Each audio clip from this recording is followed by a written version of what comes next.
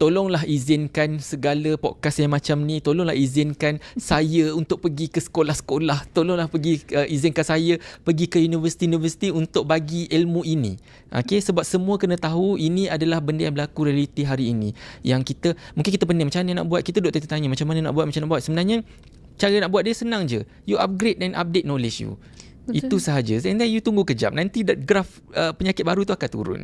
So itulah the list yang kita boleh buat sebagai society lah. And then yang lain, kalau you dah tahu orang tu berisiko, you janganlah judge dia. Nampak orang tu kepek-kepek sikit, you dah mengata dia macam-macam. Lagilah dia tak nak dekat. Kita nak nasihatkan orang, kita kena tarik dia dulu. You kena jadi dia punya best friend dulu. Baru you boleh cakap dekat dia. Kalau anak kita sendiri, kita boleh je bedal ke apa benda kan. Tapi kalau orang lain, you kena tarik dia dulu. You kena faham dia kenapa dia jadi macam tu. Then baru you boleh nasihatkan dia. Betul. Tapi saya rasa kalau budak-budak zaman sekarang pun, even anak sendiri pun kena ada pendekatan yang macam tu juga.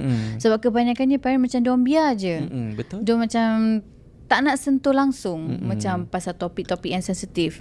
Tapi eventually these kids akan jadi lagi matang sebelum umur, orang kata lah kan. And then dia akan cari sendirilah.